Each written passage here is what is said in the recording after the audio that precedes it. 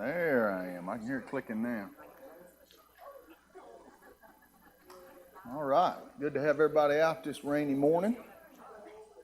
We're going to be in Matthew chapter 12. We're going to start with the first 14 verses and see where we get.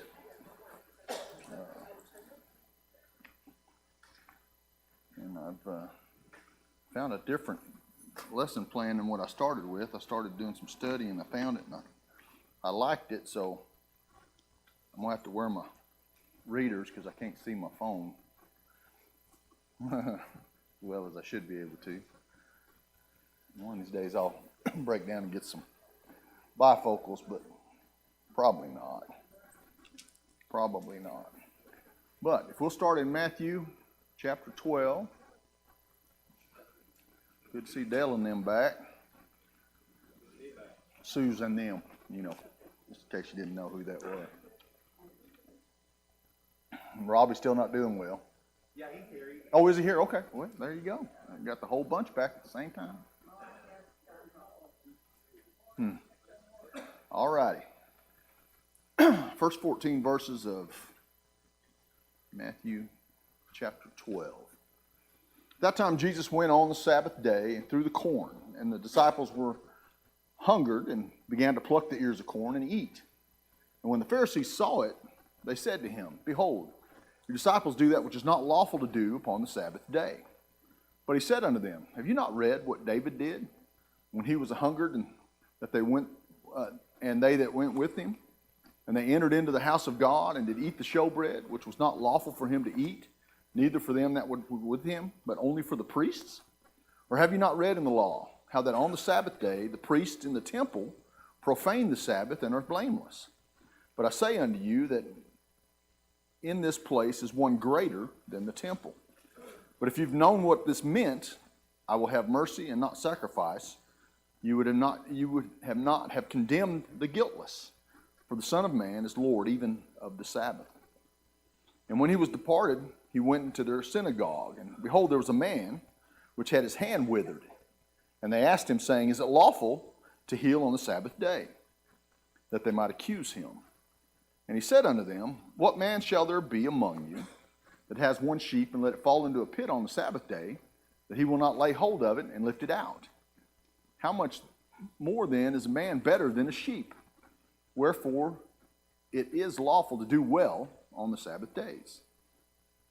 And they said to the man, "Stretch forth your hand." And then saith he to the man, "Stretch forth your hand." And he stretched it forth, and it was restored, whole like as the other. Then the Pharisees went out and held a council against him, how they might destroy him. And that would be from the King James Version.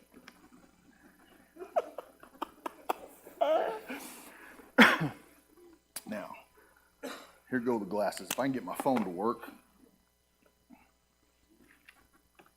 There was a lot going on in that particular, in this particular passage that I didn't really think about, which is usually the way it goes. Because there's this, we all have, and the world, the religious world has a great temptation when it comes to religion and godliness, and a great temptation to just give me a set of rules and tell me what I need to do. Give me the rules so that I know where I stand. And we want rules. It's easy for us to fall into this situation where we just say, do I have to? Instead of, what can I do? It's, do I have to? Do I have to do this? Do I have to do this? They're always triggered from wanting to know what the minimum amount that we can possibly get away with is. It's just that way. Kids are that way, and we grow up that way. What's the minimum rules that we have to keep? And, as a religious world, the church included, we've made a habit of trying to boil down what Jesus had to teach us into a set of rules. And I'm not saying the rules are bad. I'm just the minimum rules. We talk about the 5 steps of salvation. We talk about the 5 acts of worship. Now, what's the problem with that? The problem is the things that arise when we try to focus on the rules and miss the reasoning, and we miss the purpose. We miss the intention of worship and just do these 5 things, and we miss the purpose of salvation and only, focus on these certain actions. And this is where the Pharisees of the day of Jesus are. That's where they are. They paid attention to the rules, but they've missed the reasoning and the purpose. And we're going to learn some of that in Matthew 12. And yes, sir. People want to know where the boundaries are. Absolutely, absolutely. And I have a son like that, and we're going to talk about him because he's not here. I have a son like that, but as you raise your kids up, and I don't know how many times this has happened to anybody, but the thing that I just happened to be reading something the other day about situations like that, but if you tell your kids to unload the dishwasher, okay? Now we all as adults understand what that means until you walk in the kitchen and the dishes are out of the dishwasher, laid out on the counter. They're just stacked up. Now, you follow the rule of the law, the dishwasher is, in fact, empty. Now, we all know when empty the dishwasher means empty the dishwasher, put the dishes back where they belong, clean up after yourself, make sure everything's wiped up, and then you can go do your stuff, okay? And I think if you look at it from that perspective of not these particular Pharisees, but the Pharisees that in the history have started adding these little things. But what if? What if I have to? What if there's this? What if there's that? All these situations, we ask ourselves the same way, trying to get out of, or trying to circumvent, or trying to find that loophole. I'm going to say it's human nature, okay, to a certain degree, because even if you think about school and grades, everybody, you want your kids to get A's, straight A's, okay?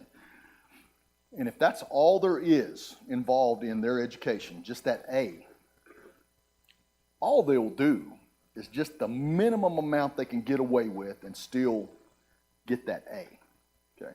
My other son, is JT in this room? I don't see him no more. His answer to that was, Dad, D's get degrees. D's get degrees, okay? And I can't argue with that. But, as a parent, you want your kids to do well. But they won't strive to do better if they know where that boundary is. If they know what it takes just to get that A, they're not going to try to get anything extra out of it, okay? And so,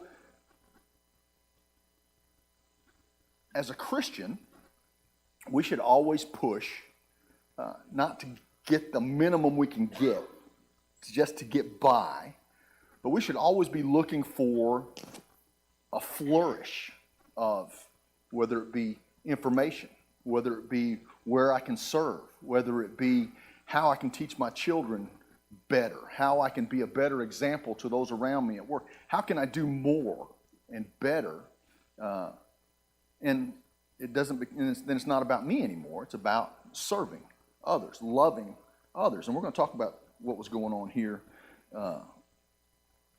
in Matthew chapter 12. So,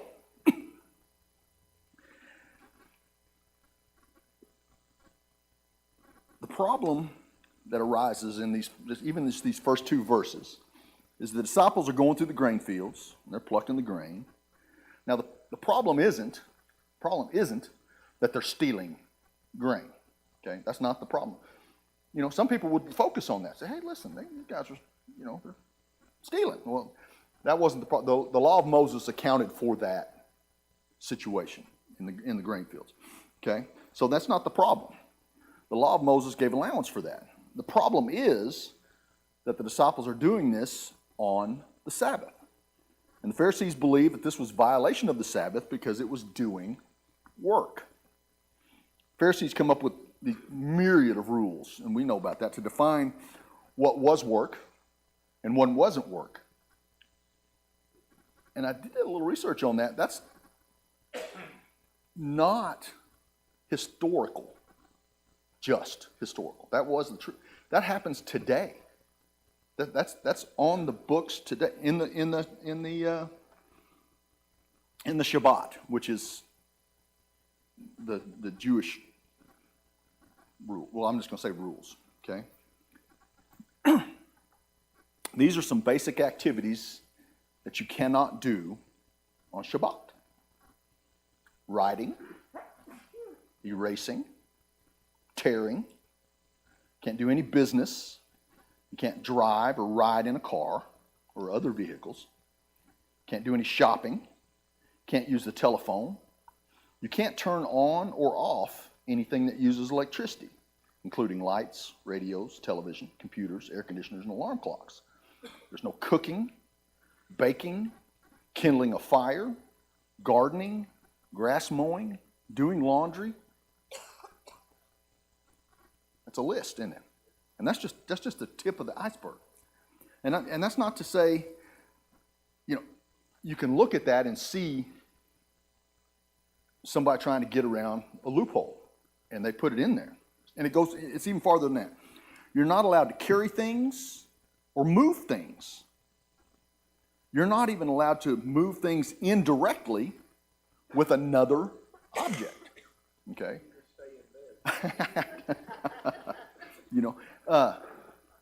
And so, why would they have to put that rule? You can't move anything, even with something else. Because if there's something else you can touch, and you can't touch that, and you just kind of shove that out of the way. I really didn't move it. This moved it, and I'm allowed to touch this. You can see how, from what we read in the scriptures, that they were dealing with, because people are looking for that loophole. They're looking for that minimum requirement, that easy way out. And so, this is what was the intention, and that's what we're trying to get to. What was the intention of the Sabbath law? Is this what God wanted and was expecting from his people when he commanded the Sabbath? Don't turn the lights on. Jesus is trying to explain to the Pharisees in Matthew, who are declaring that his disciples are breaking the Sabbath, okay? Because they're aware of all of this blanket of laws. Go ahead, Brian. Well, there's an important principle he brings up in Mark that the Sabbath was made for man, not man for the Sabbath. And that goes even beyond religion. Oh, absolutely. Rules and laws, they should be created to serve the man instead of vice versa. And we're going to talk about that. Which is the basis of legalism, that we're here to serve the law instead of vice versa. Right. And that's and we're going to get to some of that. Christ is going to talk about just almost exactly that, because he uses two examples that we read about in the first 5 verses, where the Pharisees thinking about the Sabbath, or their idea of the Sabbath, is not correct. Because Jesus used David as the first example, okay, and they would all have been familiar with David. They'd have all been familiar with the story of David and his men. David had already been anointed king, but he hadn't become king. Saul was still king, and he was trying to kill David, and he was, their men were being chased, and all that stuff that was going on. They're running for their lives, and they're hungry. And then Jesus talks about in verse 4, they entered the house of God and ate the holy bread, which was not lawful for them to eat. It was only to be eaten by the priests. Okay? And in this example of this extreme need, this extreme hunger,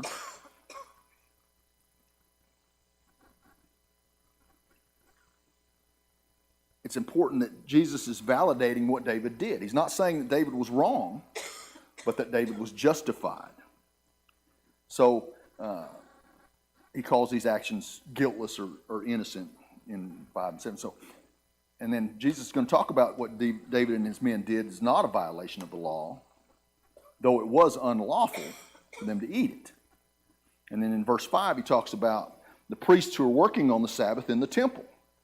Never even thought about that. Okay, you got the priests, the upholders of the Sabbath, the upholders of the law, but there's work that they have to do on the Sabbath, and they weren't considered guilty for that work that they were doing. Okay, and so they had to work in the temple, and they didn't violate the Sabbath law. And so there's a point being made by Jesus that there's things that are necessary and allowed on the Sabbath. Okay. So what was he teaching? What was he trying to say? 3 things he talks about relating to the purpose and intention of the law. We need to remember that. The purpose, like Brian was talking about, and the intention of the law. Jesus talks about something that is greater than the temple is here. He's talking about himself. Jesus doesn't say that someone greater is here, but that something greater is here. And we all know the importance of the temple in the Jewish life. It was I don't know what they call it. It was it. That was the thing, the center of their universe. I mean, that was God's presence on earth, and so very important. And so when we look at Jesus proclaiming there's something greater than the temple, that would probably boil them up. The temple was a place of worship, atonement, forgiveness, God's presence, where God met his people, and we know all that. And Jesus speaks of himself as something greater than the temple. Okay, now we can see the Pharisees starting to boil. Okay, Jesus is really revealing that the importance of the temple took precedence over the Sabbath. And this is the definitive point from the second example. The priests do their work in violation of the Sabbath because the temple is more important than the Sabbath. And Jesus says something greater than the temple is here. Jesus is the greater temple. Situation greater than David's situation and greater than the priest's situation. Something greater than the temple is here, and his work as the temple is greater than the Sabbath. Okay? And then he's still not done. We go on to verse 7. He tells the Pharisees they don't know what Hosea 6:6 means. I desire mercy and not sacrifice. Jesus said that if they'd known this scripture properly, they would not have condemned the guiltless. And we've quoted that scripture before in Matthew 9, but Jesus wants people who want him and not merely pretend to have a relationship. Okay, think about that. Jesus wants people who want him and do not merely pretend to have a relationship. Jesus wants people who have a lasting devotion to him, and Jesus wants a people who are ready to show mercy because they care for people like God does. Pharisees are not caring about the disciples' needs, and that's the picture he's presenting to the Pharisees. Okay, and we all know that we don't like to be told what to do, and we don't like to be told we're doing something wrong. And so, when Jesus talks about being this Lord of the Sabbath, that's a huge declaration. No mere human can say they're above the law. No mere human can say that they're master and Lord of the law that God gave through Moses. Okay? Unless, of course, he was God. And that's where we start getting the itch. So, these things there's these 3 things or these concepts about God's law. His disciples are right to pluck grain on the Sabbath because the situation dictated it. His disciples were hungry, and the purpose of God's Sabbath law was not starvation. Okay, think about that. That wasn't the purpose or the intent of God's law, that people should starve on the Sabbath. Okay? If religious leaders knew the Scriptures, they would have cared about his disciples' needs at the moment rather than condemning them. Okay? I think we as a society are ready to condemn. Okay? We're already cocked and locked and ready to condemn. We're looking for an opportunity to condemn a lot of times. Okay? And you know, you can feel it well up as you know, politics are in the air, or you know, just any of the, you know, the wars and the multitude of things and the things people say regarding those particular things. You know, you're always ready, cocked and ready to put them down. Okay, so they would have cared about the disciples' needs. And then third, Jesus makes this correct explanation of the Sabbath law because he is Lord of the Sabbath. He's the giver of the Sabbath law. Jesus is God and knows the purpose of the Sabbath and why it was given. Okay, and of course we have that hindsight for that, but so Jesus is expressing his purpose and greatness without expressing his purpose and greatness. He was just allowing his audience to either make up their own mind or decide for themselves, or go one way or the other. It was you know, he threw it out there, and that's where free will comes in, and you know, sometimes we want to pick and choose our free will moments. Okay, we want God to make us do what's right, but then we want to decide how to do it, or we want God to push us in the direction and then help us with whatever situation we get in when we get there. And so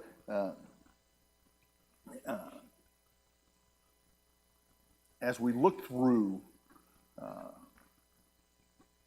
what was meant by the law and what was, you know, its purpose. And so now Jesus is going to prove this teaching in verses 9 through 14. He enters the synagogue, and there's a man with a withered hand, and it's the Sabbath day. So what do the Pharisees do in verse 10? They try to trap him. Is it lawful to heal on the Sabbath day? Now, we read about how the Jewish leaders taught what can be done on the Sabbath day, and we looked about some of the stuff that's taught even today. You cannot turn on a light switch. You can't move an object or carry something. Is it lawful to heal on the Sabbath? And even if you look at that from, if the Pharisees weren't even accusatory, if they just wanted to know, if there was just, you know, if they needed to know that information, that's a valid question in their religious circle. That's a valid question, okay? And so is it lawful to heal on the Sabbath? And of course he talked about it in verses 6 through 8, and he's greater than the temple. His work is greater than the Sabbath.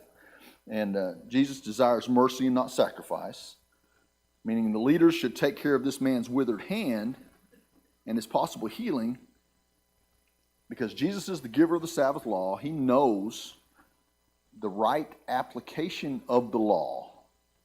Okay? And that's the thing, how we apply the law. John, in Jesus' case, it's how he intended it all. Absolutely. And that's, he knows the right application of the law because he's the writer of the law. And he's trying to explain to the keepers of the law that their focus has shifted. Okay, and like I said earlier, I don't know how much guilt we can heave on the Pharisees, because they were dealing with people. And they were dealing with people that are trying to skirt the law. And so you can look through history and see, well, this was the law, but this guy figured out how to skirt it. So now we're going to back up. We're going to add to that. So that loophole, we're closing those loopholes. Okay. And by the time they got all the loopholes closed, look at what mess they had going on. Go ahead, Mark. Oh, absolutely, absolutely. The Pharisees' intent in asking that question was to trap Jesus, to find more ammunition. And we're going to talk about they left there looking for a way to trap him and accuse him. In their minds, they did trap him. Oh, absolutely, absolutely. And it's interesting to me that he just doesn't say yes or no. Very seldom you find Christ saying yes or no. Okay. Is it lawful to heal on the Sabbath? Well, if you had and then he goes to tell a story. He tells a story about sheep. He tells a story about, he doesn't just say yes, obviously.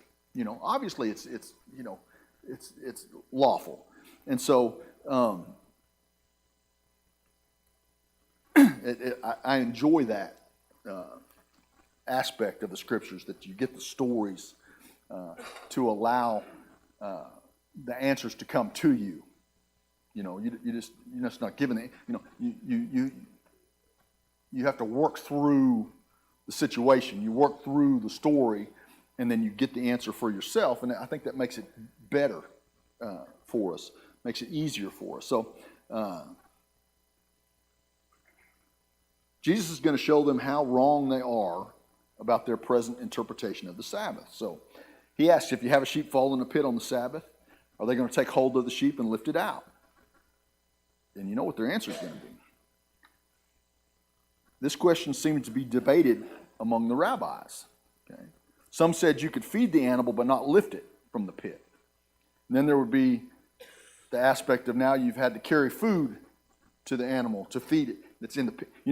It just starts doing that thing. It just starts doing that snowball thing that goes on.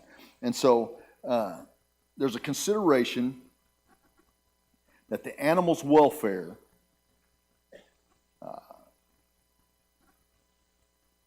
is not greater than the law, but it kind of trumps, the situation trumps their interpretation of the law. And so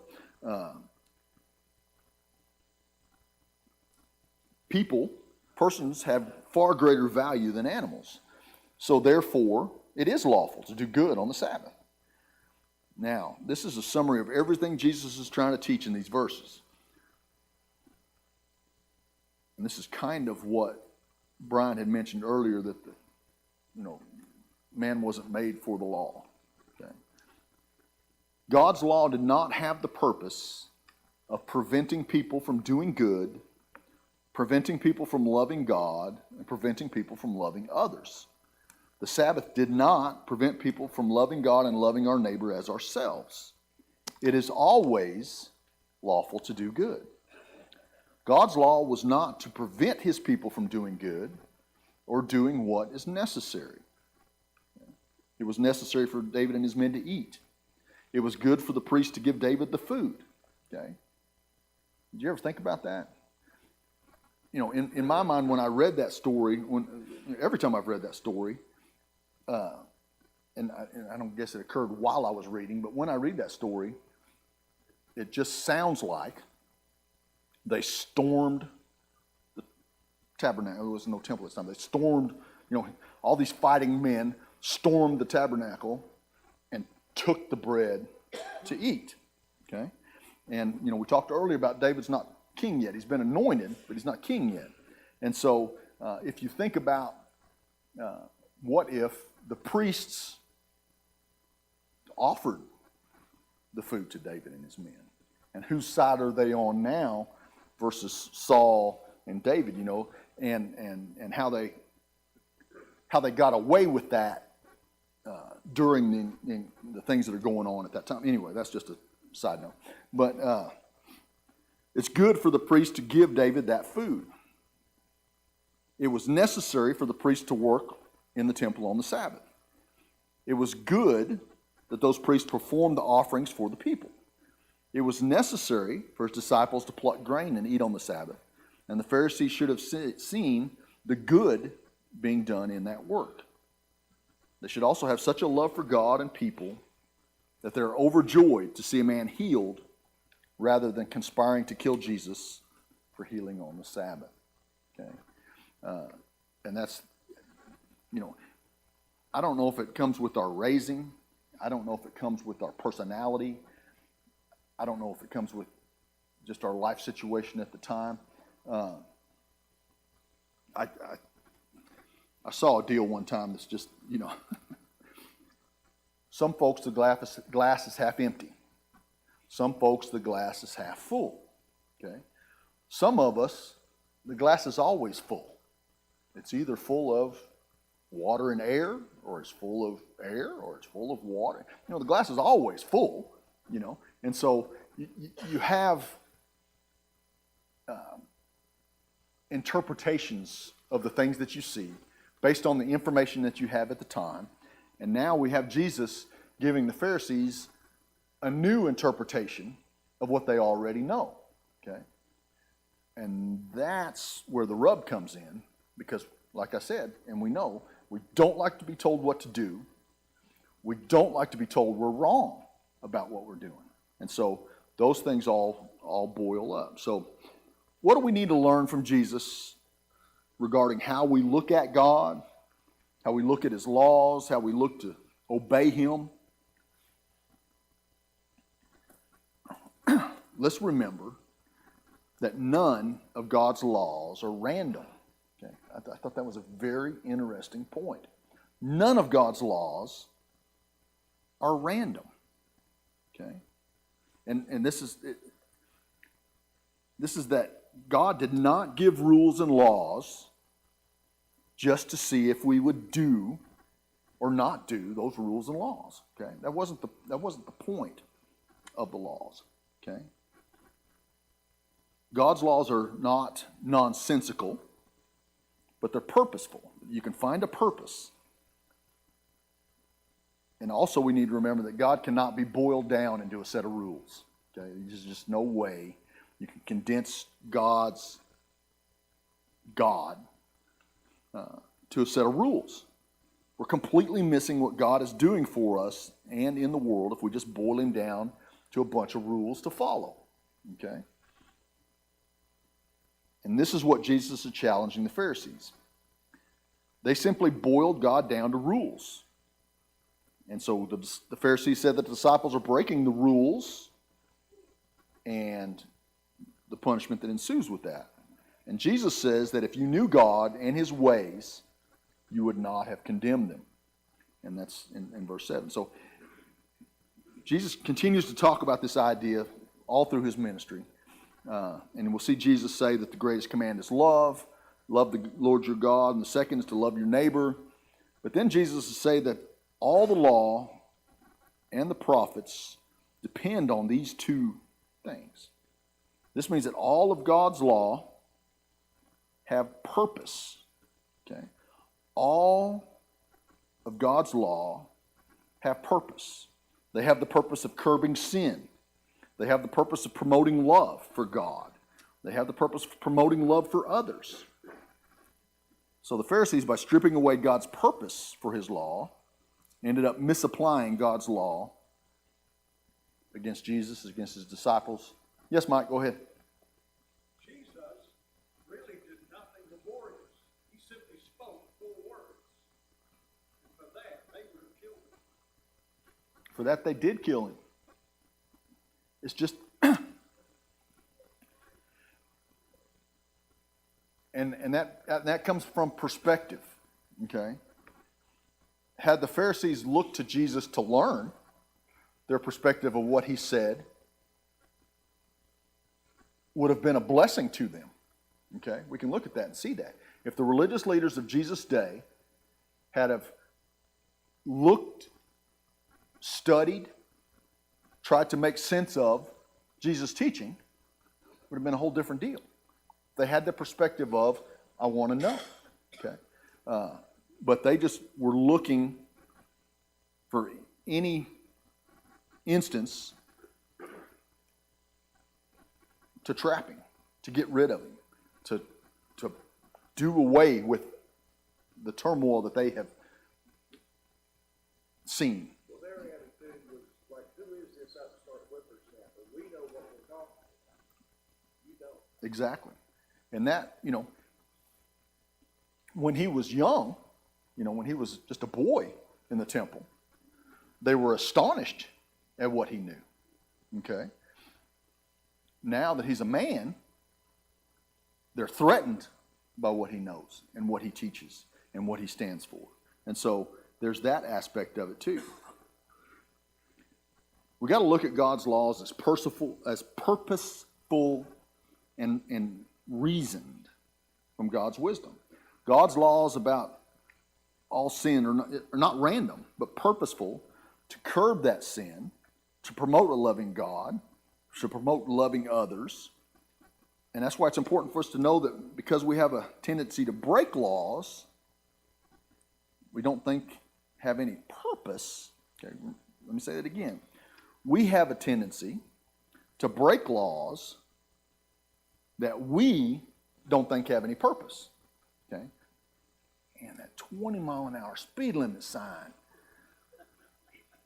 Why would I go 20 miles an hour on a 4-lane divided highway? It makes no sense. Okay?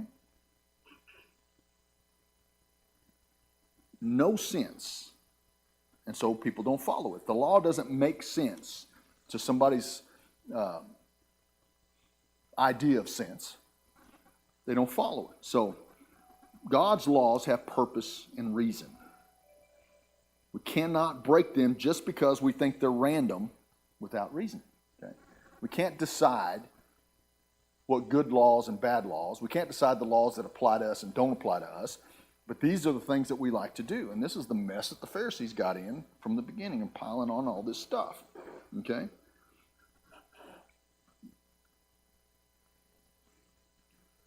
God's laws about all these things are not purposeless. They're not random.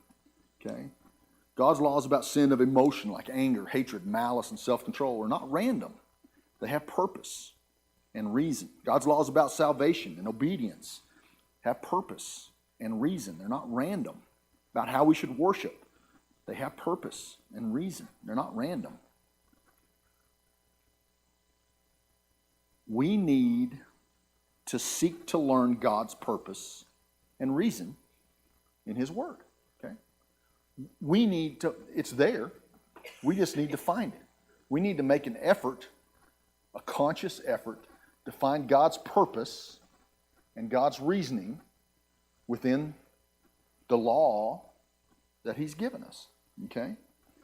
We need to know that Jesus said and learn what it means that He desires mercy and not sacrifice. We need to consider how God's rules are curbing sin and promoting love for God and love for others.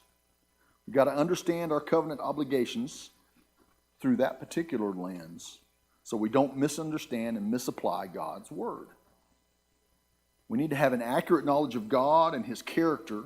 And we had a whole season study on that, God's character. And we need to use that lens to apply His commands in the circumstances that we find ourselves in. And this is what Jesus was doing. If you knew, Jesus talked about this when he was quoting Hosea. If you knew the character of God, then you would understand the purpose of the Sabbath law. Not just to keep people from working. There are circumstances where knowing God's law and God's character are critical. You have to. It's just...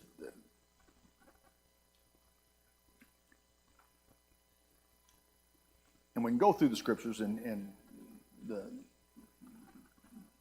naysayers of the scriptures. These are the kinds of things they bring up. Okay, if you can't lie, that's one of the rules.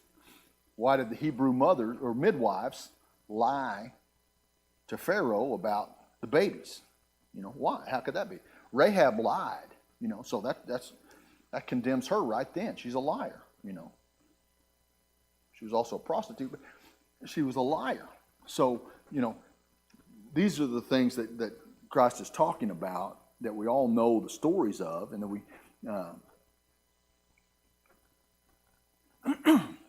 Jesus said that the priest who gave David and his men the bread was right in his application of the law, even though under normal circumstances doing so would be unlawful. God's law does not have the purpose of preventing us from doing good. And I want to read that again, then I'm going to put a precursor on that. God's law does not have the purpose of preventing us from doing good, as God defines good. Okay, you need to remember that. Okay, as God defines good. Loving God and loving others as God defines love. There's reasons and purposes for God's law, and we got to know that God and His laws are important for us to know. We've got to know God, we've got to know His laws in order to be able to follow Him in the way He wants us to follow Him. And so, now the Pharisees thought they were being accurate, and Jesus tells them that they're condemned and guiltless. So, people will read the command to not murder and say that capital punishment is wrong. Was God's purpose in the command to not murder to prevent the government from executing judgment on the guilty? We must know God and His character if we're going to accurately apply God's commands. And so, we started by talking about temptation to just think about the rules. Stay within the rules. Just the least we could get away with. Don't be just mindful of the rules. Think about God's commands and how they propel us to love God and love others. How can we exercise self-control to love God and others? How can we flee immorality for the love of God and love of others? How does the need for our repentance from sin express love for God and love for others? How does the need for baptism? God has given us what we need to curb sin and promote love from within us. As we read through God's Word, something greater will come. And we see this in our knowledge of Jesus, in our revelation of the Father, that we understand and we get to know our Father. So we can be His people and live in that way that glorifies God. Sounds simple. Now if we just get out and do it, huh? So, thank you so much for your attention and your comments and your encouragement. Thank you so much. And we'll see you next week.